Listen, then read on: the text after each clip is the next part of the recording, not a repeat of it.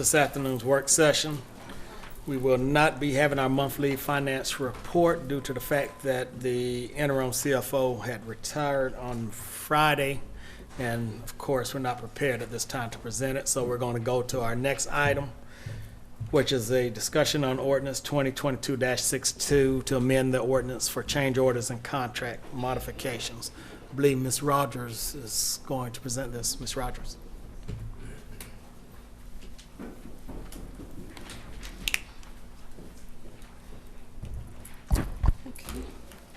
All right, good afternoon, Chairman and Board.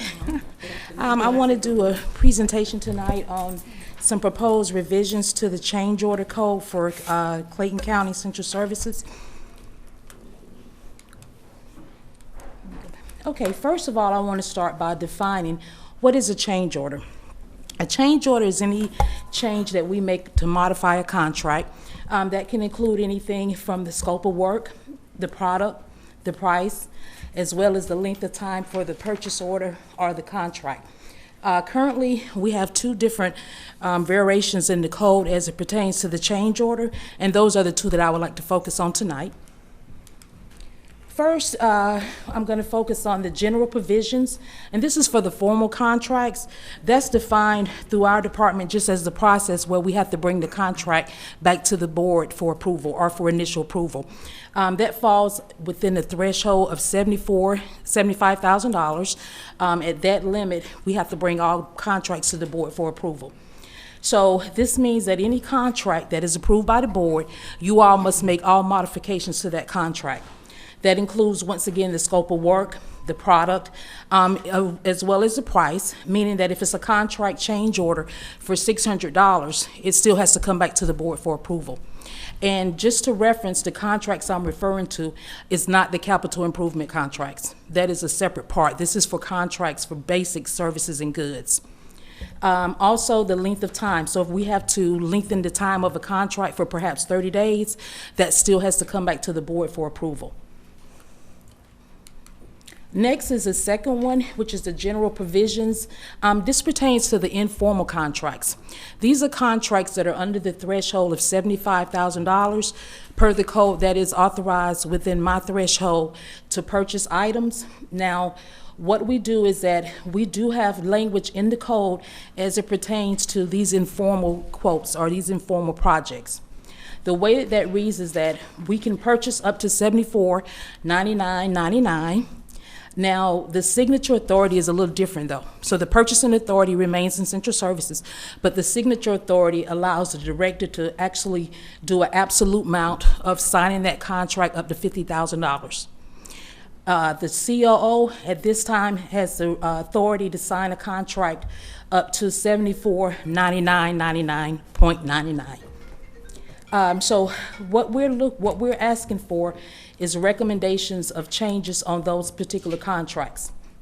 So to kind of give you an idea of what that looks like is that if there is a contract that's an informal contract and it starts off at maybe $30,000, if there's a change order for let's say $20,000, I can sign that contract up to up to the additional amount, which will make it $50,000. If the change order exceeds that $50,000, then the COO, Stanford, actually signs that contract. If the change order changes the dollar amount of that contract past $74,000, then it has to come back to the board for approval, regardless of how it started off. So what recommendations are we requesting? We're requesting the ability to authorize the COO to approve BOC-approved contracts, change orders. It will not exceed 20% of the contract price, and it will not exceed the $74,999.99. Also, we're asking to authorize the Director of Central Services to approve board order contracts for change orders with the absolute value of $50,000. This is a cumulative amount, meaning that we'll only have one bite of the apple. So once we both reach that threshold of under $75,000, that contract has to come back to the board for approval. Part of this is that we're asking to do this it allows us to accelerate the purchasing process for change orders. And also we would bring those change orders back for ratification through our monthly purchasing report. That is the same report that we use now for any informal contracts under the $75,000. Now, we also are asking for some clarity to be put in the change order language for the code. We want to be able to make sure that the county does not pay any unnecessary additional costs for services. We want to ensure that the contractor does not lowball their bid and then change order the product to the point that it exceeded what the bid was. We also want to make sure that they're justified, and we want to have established procedures and guidelines. We want to have a standardized change order process within central services, and we want to ensure that the terms and conditions are met for the contract. This will allow us to really take the change order process, put it in-house, make sure everything is completed. We are working, of course, with our user department, who is the subject matter expert, but we're also working with the vendor to ensure that we have all documentation for that. This will allow us to be more efficient. Part of it is sometimes there is a change order, and sometimes it's actually a credit to the county. But even though it's a credit, because it does change the terms and conditions and the cost of that contract, it is still considered a change order.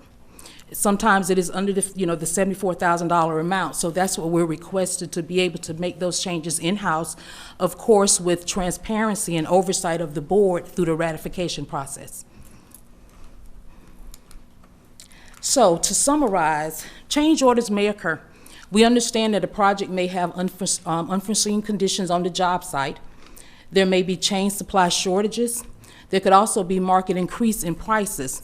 All of these things can occur, so we could have change to time, cost, or scope. But we recommend that we have backup justification inside of the documentation in the code. What we're looking at is that if we have a vendor or a supplier that is continuing to use that change order process, now that we have it, if we have that in our code, we're able to look at that vendor, and that's a part of their evaluation. So if that vendor is using that change order process to inflate the cost of the project by lowballing when they're submitting the bid, then what we're able to do when they come back in for another bid, we have documentation that we could use to perhaps make them non-responsive and not move forward with any future bids. So that's the reason why we're asking to make the change, not only to how we process the change orders, but also how we justify the change order requirement. So I know that may have been a lot of information, so I'm certainly open to any questions or any discussions the board may have on the process. All right, are there any questions for Ms. Rogers? Commissioner I have a question. How many times is the business allowed to use the change order before you all say, hey, we're not going to do business with them again? Well, currently, because the code does not give us, that ability, it's really up to the user department who would actually approve the change order. So the process would start with the user department and the vendor, making that change, whether it's for design or whether it's for some things that was an oversight in the design. Once that occurs, it comes to us for the final process. But we do need to have some teeth in the code that would allow that would say, okay, you've exceeded this contract 20%. Therefore, we need to make sure that we look at the change order, and we need to note what happened so that when we have them come back in for another bid, we can address that with that as far as valuation is concerned. Okay. Have we had to disallow some businesses in the last 8-10 years or so? No, not for the change order process. No, we haven't disallowed. But we have made vendors non-responsive for other evaluations. So we do a quarterly evaluation on any vendor that has a contract with the county. We do that evaluation before we renew contracts. And if there is concerns, we may not move forward with them. Okay. The code does allow us to do that with the evaluation of their work and their scope. Okay, thank you. Any other questions? Not so much a question, but I'll wait. Commissioner? Yes, not so much a question, but I first want to say thank you for the work that you have done in this space. You have been very intentional about making sure that things do get done, and it's evident with the work that we see in the contracts coming before us. But I was glad to see that you answered those questions about the reasons why, and as you just answered about how many times, because that would be my concern. Yes. There are a lot of folks that do come before us, and they will, I mean, still 20% sliding it off the top, knowing that you can get it back. It's room, too much room to finagle for me at times. So that's the only really thing that I would like to take into consideration. Yes. And with the $50,000, I think that is definitely understandable. And then when it comes to the $74,000 coming back before the board, but we do see these revisions over and over again, and they keep these contracts when somebody else could have offered a better service, possibly. Yes, and I certainly agree. What we're doing moving forward, and once again, this is mainly our goods and service contracts, not our public work contracts. Good. But we are putting language in the public works contracts for escalation clauses, so that we understand, you know, with the economy that we're in as well as the market, that, you know, there may be some costs for supplies and labor. But we're looking at capping that at 20%. You know, that is the number that we're looking at, so that way, even if the price escalates to 30%, you did sign a contract to stay within that amount, you know, because we have quite a few change orders now, just because that is where we're at in the market. Is it too much to think about 10%? No, ma'am, it's not. We can definitely look at the 10%, yes, Just ma'am. saying. Any other questions? Thank you, Ms. Rogers, for your presentation. Thank you all. Next up, the ARPA funds reallocation. We have a request by Dr. Lee Adams, Clayton Center, who will be making a presentation. Is it okay for Just, yeah, give them to the officer, set them out in the hallway, and we'll get them after the meeting.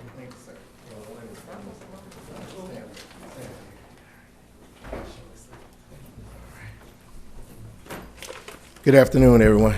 Good afternoon. I want to thank you first and foremost for the opportunity to come before you all to speak on today. I'm grateful for all of the hard work that the community has put into mental health and the commission, all of your support over the years. Just want to first talk a little bit about as your safety net provider for mental health, substance abuse, and developmental services, just trying to make sure that we are meeting the needs of the community.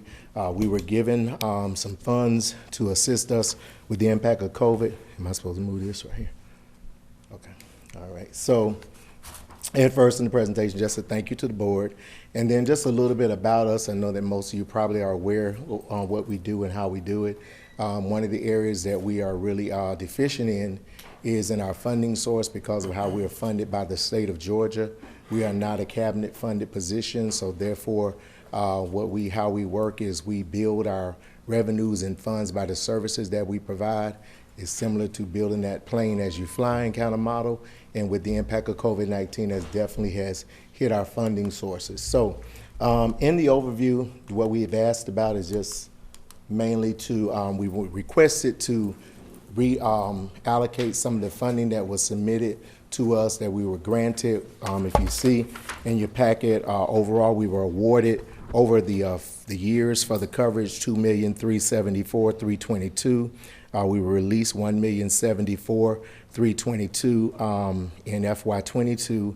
We received those funds late November, and those are the categories that they were under. A couple of the categories we've had had less traction with being able to move those funds into the hands of the consumers. So we're asking now, when we first started, we were under the interim rule for ARPA, and now they have expanded the rules. So we have gone back and looked at some of the expanded rule criteria, and if these projects meet the desires of the commission, and also with guidance from the ARPA department, performance management, Dr. Smith's office, then we're asking that if we can change these and reallocate these funds into those categories that we feel will better meet the needs of our consumers that have been impacted by COVID. We've asked specifically We've asked for the $200,000 that was for hardship assistance. We want to reallocate that into our substance abuse and mental health recovery housing. As it's outlined in ARPA guidelines, you can use funds to house those individuals. We house quite a few, and we absorb quite an enormous cost that we do not get reimbursed for. So we're asking if we could utilize that funding there. We've also put a slide in here that just kind of demonstrates that with the rising cost of rents throughout not just Clayton County but the state, we are reoccurring a lot of exorbitant rental costs for all of our sites. We rent all of our sites except for the 853 Battle Creek. That's the one that the county actually funds for us and allows us to operate out of. We also had, not that familiar with these clickers, I apologize. We also had premium pay funding to raise our staff up at $13 an hour. We have been looking at that, and when we were talked in our last meeting, we looked at some of the caps on that. So we're asking if those caps really are there, we're asking to reallocate them to help and assist with our workforce shortages. We are really running into a lot of workforce shortages because we can't be competitive with the current market in the metro Atlanta area with the pay. So we're asking to be able to utilize those funds to help us to reallocate them to maybe distribute in areas to support and retaining workforce, and our personnel expenses were allowed. And we also wanted to look at, I believe the county has expanded their the lowest paid staff to $15 an hour. Our direct care staff are at $13 an hour. Those are the ones that stay 24/7 in the homes with the individuals, and we are really running into issues with retaining them in the workforce because they can go work other places and make more money. So if we could reallocate there. In this, we also talked about the COVID impact of how it really has affected our model for our revenues coming in. We would like to be able to hire additional clinicians where possible to help serve and increase our capacity. Our funds come in by the licensed staff that can do the services. So if we can be able to bring in more staff, then we'll be able to generate more revenues and more services. We also are asking to be able to, in the workforce, we're allowed supplemental pay for our nursing staff, our RNs and our LPNs for being able to support and retain them in the workforce as well. We also put in the slide just for your preview where we are expected an increased payroll cost. The state of Georgia gave a COLA increase. However, there was very little funding increase in that, so we'll have to foot that bill. Our current payroll is on the first bar, and then the second one is projected for FY23, and then the almost $1 million increase is the difference due to the COLA that we will be forced to try to figure. We also asked in the reallocation under Project 2 that we reallocate that in the expanded guidelines that allows for you to use funding for your public health infrastructure. That's what we call our electronic health record system, where we track all of our individuals. And we're trying to get that we're expanding, and we're about to renew the contract with that. We're trying to add in the basic tenets because our overall goal is to move into the CCBHC model, which we're working with. We work with Chief Roberts now, but also with the hospitals and we'll be able to integrate our databases better so that if it is someone that is mental health, substance abuse, we'll have with HIPAA, there are going to be guidelines, but we still would be able to interface more with them, and we'll be able to do things in real time versus Chief Roberts having to call me or Ms. Dupree call me to try to find out the status of what's going on with those individuals. We also put in a request for lost revenues. We looked at what our lost revenues have been since the onset of COVID-19. So that's the slide you see there. And we looked at the lost revenues and calculated those just on our patient revenues per the ARPA guidelines as outlined. And I put the link to the website where we use the formulas to pull those there for us. So we're requesting if there are additional ARPA funds that if we could be allocated $1.5 million from those additional funds to assist with lost revenues. We also asked for a reallocation for the premium pay to expand the allocation to include eligible workers in the final rule for ARPA. And also, we wanted to reallocate $200,000 to assist with the Clayton County Police Department for the co-responder, the 988 model that is being implemented by the state. I know that Chief Roberts and I had interviewed, and we tried to get that really going last time, and we were not able to get that. So far, the state has not offered any funding. It's been left up to us to implement that model. So if that, it is in the ARPA funds that you can use it for that. So we're asking for that there. We did not ask for any change in the project for the COVID expenses, but if there are additional funds available to assist with ongoing COVID expenses, we would definitely take that off your hands. We talk our priorities. We also talk about our future goals. One of the future goals for the Clayton Center Community Service Board is to become a CCBHC certified community behavioral health clinic. And I did talk with Dr. Smith about that. We're going to be submitting that grant again, hopefully in November. And on this particular time, we hope to get funding. These are just some of our other future goals where we're really trying to move forward. Really trying to work with staff retention and remove some of the furloughs. The majority of our staff are on furloughs. They have to furlough in order for us to be able to continue operating. I put in the slide too, I did ask, this is not necessarily from ARPA, but just something that I'm asking the county to look at. In comparison with other CSBs in the local metro area, the funding that they receive. I first looked at comparison to some of our other county agencies and funding that we receive versus what they receive. And we're asking that the CSB be budgeted as a line item in the county funding. We receive annually from the county through the block grant process, $444,000. That has been the case since I've been employed here and prior to my coming. I'm on the board. I'm one of the board members for the Board of Health. The Board of Health receives almost $700,000, and DFACS receives $1.3 million. And we serve everybody that they serve plus some. And we have to do more with less. We're not funded by the state. We have to make our money off revenues, but we're expected to do so much more than everyone else. So we're asking for consideration there. I also looked at it from the stance of the other local agencies in the state. DeKalb County, Fulton County, their county gives them $3.7 million just to operating expenses.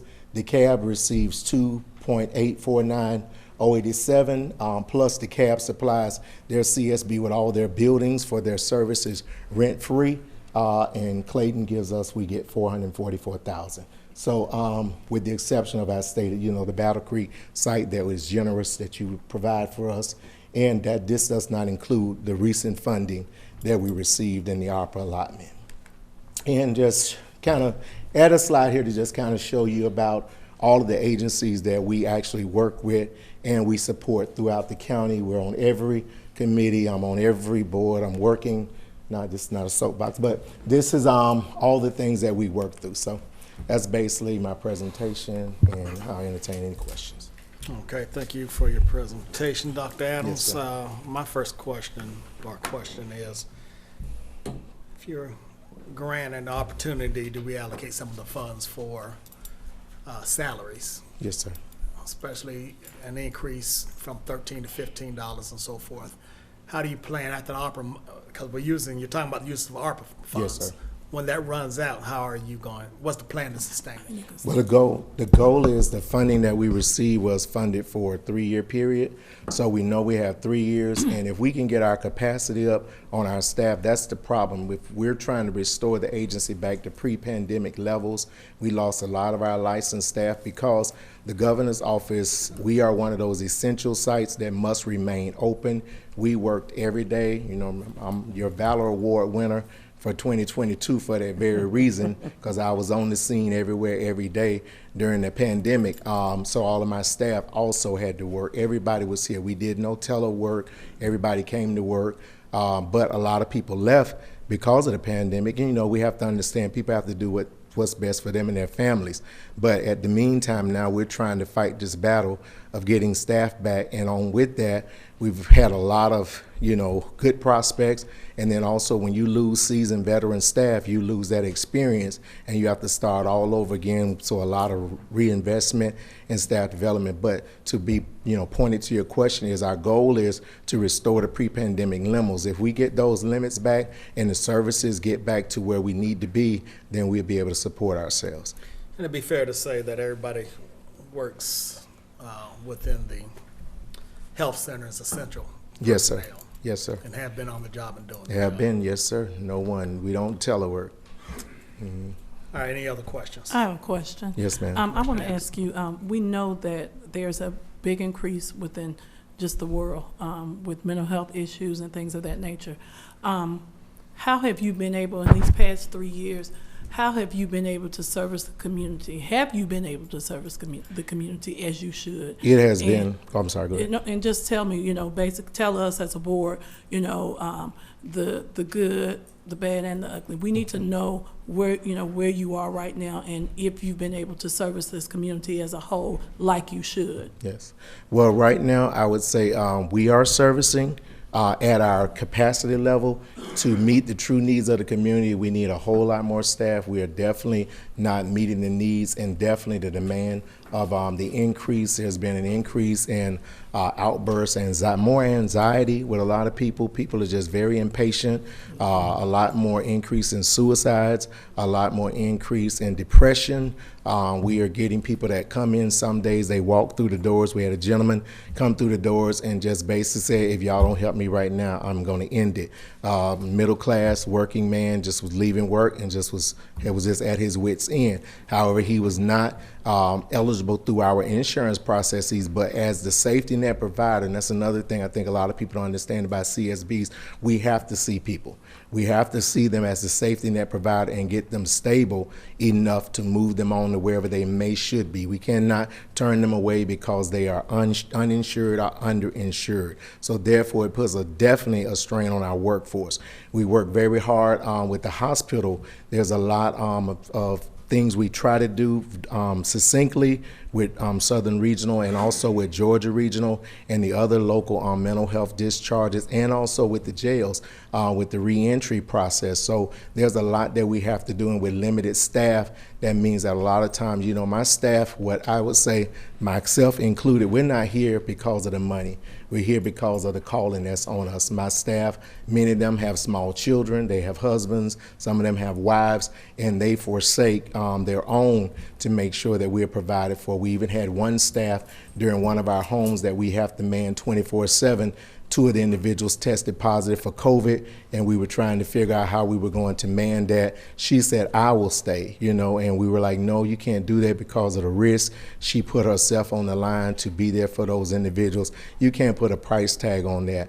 But with the needs are continuing to grow. I believe that we are not out of the woods yet. It is continuing, as you can see when you have people, and I'm not just, hopefully I'm not rambling, but if you have people that will kill somebody over too much mayonnaise on their Subway sandwich, that means that we're in trouble with mental health. And, if we can stabilize it, I'm here, not because, I need to be, I'm here because I want to be. And I say that not in a braggadocious manner, but I really do. And I've been working with you guys for a long time, and some of the projects we really got started and that the county has funded us for. I would definitely say that my commitment is to the county to make sure that those things are seen through, that we finish what we started, because I've lived in Clayton County for over 30 years, and this is not just where I work. This is a place that, I've spent a lot of my time. My church is here, my family is here, so this has very importance to me because I see the people outside of the agency and in many other settings to meet the needs. So it has been an increase in the demand for the children. We started over at the PAYROLL Learning Center. I just got with the director over there. We're starting programs for substance abuse where we are going into the center. I have been fortunate enough to bring in some bilingual staff to begin to really work harder in the Hispanic community. We serve everyone, regardless of race, creed, color, those things. We're here, and I try to make sure that my staffing reflects that so that when people come through the doors, they feel safe and can get the needs that they met. Our biggest issue is doctors. To do this service at the CSB level, you have a lot of providers in the community that can do therapy. But in order to really do the clinical work, you have to have psychiatrists. Right now, we are working with 3 in this site, and also we have been able to onboard 2 nurse practitioners, but that still is not meeting the need, because before we can move them on to the next level, even though they see the clinician for the therapy, they have to, by the law, how we're set up, they got to go before that psychiatrist or that nurse practitioner to get a valid diagnosis. Can you go back to your slide about the funding, please, if you don't mind? About which one, ma'am? So you were looking at funding based upon the counties. Other counties, yes, ma'am. Thank you. Right here, yes, ma'am. Okay. I'm glad that you brought this up. So when you brought up about the funding from the county, you're showing the $444,000, which is basically at what you've been receiving through the block grant funding. Yes, ma'am. So when you're looking at DeKalb and Fulton, does that include ARPA money, or is that just No. their block grant funding as well? That's that is their a line item on their county. They get that just for operating expenses. Okay. And I'm glad that you brought that again, because what we need to begin to do is look at our population size Yes, ma'am. versus the funding. Yes. I could tell you, I know that you and your board have done the best that you can do with what you have. Yes, ma'am. But as we sit here, we too are seeing the rise in those with mental health concerns. To be quite honest, and with those mental health concerns, we know that it also leads to homelessness. That's really the basis of most of the homelessness is Yes. mental health. So when we're looking at our service, I believe that it would be a good idea for the board. I'm glad you brought this here, but we got to look at not just this organization, but we got to look at Ms. Sonia Davis' organization over with Clayton County Public Schools with their homeless liaison. We have to also look at we talk about the other Hope House and so forth. I think there's a good opportunity for us to come together, have our LEAs who are here, and glad to have both of you all here, both our sheriff's office and the police department here and the fire department, because they're seeing it firsthand. Yes. It's one thing to ask us to make a decision, but these men and women are seeing what's being done and what's left out there. Yes. And we're constantly seeing the concerns and the complaints. So I don't have an issue with reallocating funds, but I think that we would do ourselves a better service to really look at how we succinctly provide service to those in need and in tandem with one another. All these agencies are operating separate from one another. And that's what the CCBHC model would integrate all of them together. So that is Got really it. what we're trying to do. And the nation is moving to that model. And the good part about it is once we get approved, not if, once we get approved, then it also takes out the middleman. We don't have to go through the state. We will receive our funds directly. We bill directly to the Medicaid sources, and we'll be receiving that. And that would definitely be a lift off, so we don't have to wait on funding to be released after we bill, et cetera. One final note, can we add this as one of our issues or concerns that we have our lobbyists to work towards so that we can secure additional funding for that directly from, because there's federal dollars outside of ARPA, as you were Yes. saying, for sustainability. Yes, ma'am. Well, correct me if I'm wrong, but then you had to bring that issue up to the lobbyists last year. Yes, sir. Yes, sir, we Okay. did. Well, we'll Mhm. continue to fight the good Yes, fight sir. on that area. Thank you. All right, any other questions? Commissioner Hammer? Yes. On your different slides, you show different amounts that's needed and all. What's your total amount that you would be requesting for reallocation? For the reallocation, right now, on the current funding that we have, for what has already been dispersed, is gonna be about 600, I believe is 16. I have it here. So is there remaining amount? Right, that the you're remaining requesting to amount be- that we got what from is that amount if 2022. you have it? It is, it's right here. $616,704 to date. Now, that's through our records that my county department gave me through the end of May. So it may be a little bit less after they put in the expenses, all their final expenses for June. Is that including staff or salaries or increasing that 13 an hour? That's for the ones that are in that first group, yes, ma'am. And we are pendant on right now. We have one group that we can go back on the retro pay, but when we met, we're looking at that because the ARPA funding says there's a cap on how much each employee can get. So we've been working to make sure that everyone's under that cap, and then I'll go back to Dr. Smith's office and make sure that we're good on that before we do any new reimburse them or go back on that pay. Okay. I'm assuming that we have checked to find out what can and cannot be done with the ARPA funding money and all. I'm really directing. Oh, I'm sorry. Yes, I'm sorry. Sorry Excuse me, about sir. that. Commissioner, good question. That's one of the things I wanted to bring back. So part of the discussion for the work session is to give Dr. Adams an opportunity to talk about how he wanted to reallocate the funding. Our goal is then take that information and make sure that as a sub-recipient, that it qualifies under the ARPA funding, and then make that recommendation back to the board on what funding can be utilized.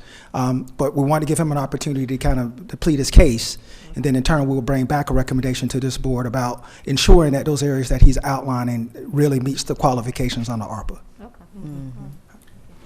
Any other questions? I have one question. You were saying something about issues with getting a doctor or clinician. How are you going to handle that from once we allocate these funds and things? How are you going to retain a highly qualified clinician or doctor within your facility? What we wanted to do was use part of the funding to offer supplemental pay. Okay. And what we did was, as I stated to Dr. Smith, was putting in, as we did under the old, when we got it from the Clayton County, we put in there a contract when they were hired on. They knew that those funds were only through this time, and if the funding was not reallocated, then their salary would go back to this. They were notified in advance prior to. So if we're hoping that we want to sustain it. That's our goal, but they will be notified, so it would not be a surprise if the funding is no longer available. Thank you. Yes, ma'am. Anybody Thank else? you. Thank you, sir, for your presentation. Thank you. Next up, discussion on work session frequency. I guess, Mr. Reed, you're going to present? Yes, I'll be very, very brief because most of the discussion I'm hoping is going to be on your end. Quickly, the summary of what I'm going to present is the overview of the enactment of your work sessions, the overview of the issue that's bringing that back for you to discuss today, one proposal, and then next steps. So again, back in 2020, this board created this committee of the whole, or the work session meeting process that you all meet, of course, second and fourth Tuesdays. And that what was in that resolution, they should say resolution 2020, is that it allows you to obtain updates from the chairman, chief operating officer, department heads, and others relating to county business. That you discuss but not vote on matters coming before the board at regular business meetings, discuss SPLOST issues, and also have an opportunity to set policy directives outside of the meeting. A lot of times prior to enacting this process, there was discussion being made on policy issues only as it came before the board at regular meetings. So this particular year, and I'll bring this, Commissioner Anderson actually brought this to my attention. The fourth Tuesday will fall on November 22nd, which is 2 days before Thanksgiving. And in December, the fourth Tuesday will fall on December 27th, which is the day after Christmas. And so those dates may affect the full participation of departments and the board during these work sessions.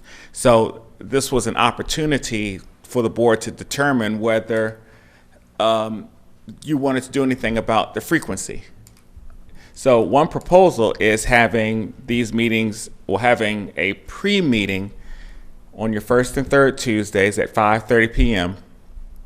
And then the purpose of those pre-meetings will be to discuss but not necessarily vote on items on that upcoming agenda and any other items of urgency. So you would have your full agenda. One of the things that just because of the way that our ordinance falls is that there are times you're having work sessions and then items come up on that Wednesday that you might see in your agenda packet on that Thursday or Friday.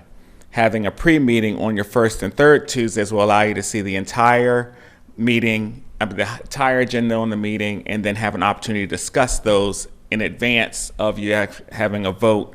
And you can, of course, have additional discussion during the regular session, but at least you'll have an opportunity to discuss it then, as well as any other items of urgency. You also can, obtain any other updates of the COO, department heads relating to county business at that pre-meeting. And then what you'll have is one work session on the second Tuesday only. That will be to review, discuss SPLOST projects, other matters of public concerns, and provide opportunities for your set policy directives, obtain updates from the COO, department heads, and others relating to county business. And if you want to also discuss matters that's on your upcoming agenda, but again, you'll have that opportunity at the first and third meetings. And that you will no longer have your regular meetings on fourth Tuesdays. Again, that's just one proposal. And so I'm going to be quiet and see what you all want to do. All right, any comments on what was been outlined by Mr. Reed, or do you have anything you'd like to add, delete, or your own proposal? Well, actually, the first proposal is what was done when I came, with the exception of, the second work session. Tuesday. Mhm. That's exactly what we did. We met about an hour earlier and went over some things that was on that agenda for that particular night. I like that, and I also like the one work session where we still can have, staff come in, like tonight. That was very informative. And I'll have discussions like that, and even have some of our boards that we have. That's what I'm hoping that we'll have in the future anyway, that will come in and tell us what they do and those kind of things. So I like that first proposal. Okay. Anyone else? The only thing I'll say is with the first proposal, is making sure that we are having the information to discuss prior to not that same meeting, but the meeting that will be coming up. So the second Tuesday will allow us to kind of deal with a lot of it. It will require a whole lot of planning on you all's behalf, other than emergency items, because then the really meat of it would have to be on the second meeting. And then, of course, like the boards would be on the second meeting. But I'm okay with the 5:30 for the first and the third. But I just want to make sure we're not discussing what needs to be voted on that same evening. I need a little bit more time to massage it and take a look at it. That's my only thought. But other than that, it looks good. We'll give it a try. Anybody else? Thank you, Mr. Reed, for your presentation. Okay, and so my next steps are that I can amend that resolution with the new schedule and then place it on whatever meeting agenda that you all want that to be on. And then the other thing I had is whether we want to, the reason why I put it as a resolution as opposed to an ordinance just makes it easier. If you pull it out and you decide, we don't want to do this anymore, you don't have that repealed in your ordinance. So if you want to add it to an ordinance and make it a part of the code, or we can just continue to do it as a resolution, just amend that resolution to give you the same kind of flexibility. I'll outline something for you consistent with that first proposal, or the only proposal, and then bring it back for you at a board meeting at whatever date that you would like me to do so. One note, though, you don't really need the meeting for the third meeting, the 5:30 meeting, because you have the second. So we should just probably consider doing the 5:30 on the first, the second Tuesday, and then the regular 6:30.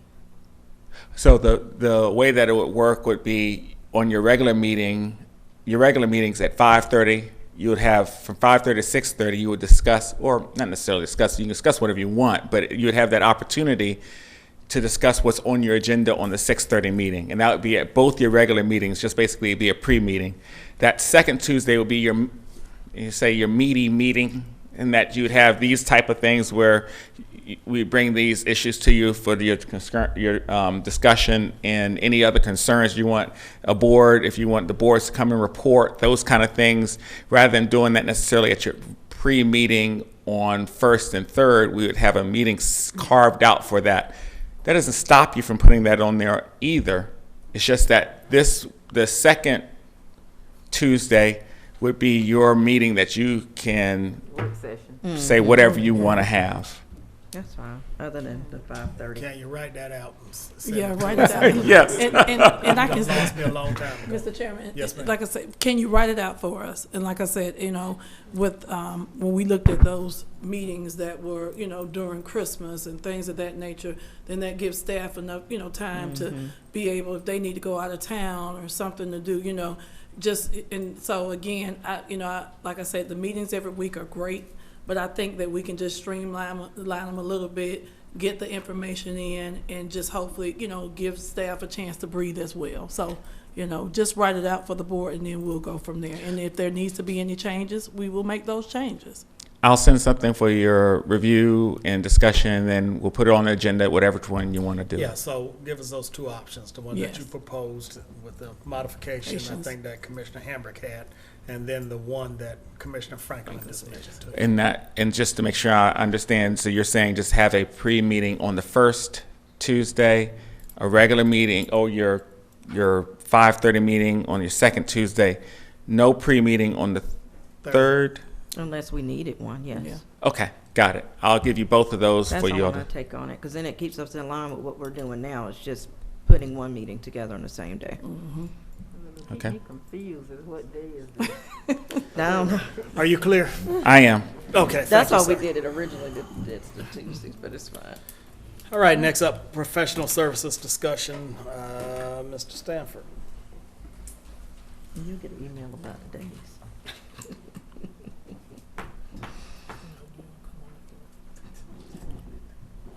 Hi, Commissioners. Also, as an aside, Attorney Reed talked specifically about giving an opportunity for the board to be able to get all the information from department heads or leadership that might be presented out. We're having a leadership meeting tomorrow morning to outline to all the department heads about the legislative process. And so we will emphasize that when you're submitting the documentation, that you ensure that you have all your information submitted in the Wednesday prior to the agenda meeting, so that when we send a packet out to the board, you have all the information in the packet. Okay? Oh, so real quick, hopefully my brevity is shorter than Attorney Reed's with regard to the professional services agreement. As the board has moved to have an interim CFO in space, and we certainly will be working with Ms. Merritt moving forward in said space, one of the things that the board has talked about is ensuring that we can continue to prop up procedures within the finance department. Finance department does a phenomenal job in ensuring that we get information out in a timely manner. But in during this time of transition, we want to make sure that we're meeting the needs of the policymakers about things that are changing. So I just wanted to provide you a recommendation, one of the things we're looking to bring forth. Through procurement code, you have the option of procuring a professional services agreement. It doesn't have to be competitively bidded. For the most part, that's vetted through our central services department to go out and assist us in identifying a company that meets the litmus test as it pertains to professional services. Oftentimes, that's an architect, that can be a lawyer, that can be a CPA, that can be a multitude of things. So I'm bringing before you is kind of what the code outlines as it pertains to professional services. Second to that would be the conditions for use. Again, this could be deemed as an emergency, considering that the COO space has been vacated over the last 2 weeks. So we feel like we want to make sure there was some stability in space to ensure that whatever firm or vendor we bring to the forefront at least meets some criteria that this board feels is comfortable. And so the three areas that we'll be asking that company to represent will be the following. One, assist with the day-to-day operations of the finance department. That will certainly be done in tandem with interim CFO Merritt about things that she may need and to assist with her in the day-to-day operations of the department. Secondly is review and recommend procedures and processes for greater efficiency. One of the things that this board talks specifically about is ensuring that we can continue to provide additional efficiency in said space. And then lastly, lead the search for a finance director and provide recommendations to this board would be kind of the framework that we'll establish with the company. And so lastly, the next step, so we'll work with Central Services Department to identify qualified vendors in the firm. And then lastly, we'll provide a recommendation of a vendor or firm for the BAOC consideration at the Tuesday, July 5th board meeting for the board's consideration. That's that. Questions? Only thing I will say is, I know it was slated as CFO prior to me becoming on this board, but within a structural organization where the board is the body, has always been the body. And then actually the board is the CEO, or however you want to say it. You wouldn't have a chief financial operator because all finances have to come before the board. So I would say that it would be more so of a finance director as opposed to a CFO. And it's not just a lay term, it's a term that doesn't fit within our government. Again, because we're not structured like City of Atlanta or DeKalb County. Do we still have that title? Yes, ma'am. The finance director, it was just dormant, but the position's still out there. Yes, ma'am. So we would change that portion to it to finance director if majority of the board. Got it. Lead search for finance director and provide recommendations. Got it. Because you were saying CFO. Oh. Saw it, but you were saying CFO. Freudian slip, I'm sorry. I'm sorry. Any other questions? Thank you, sir. All right. All right, with no other business for the board, we stand adjourned. All right.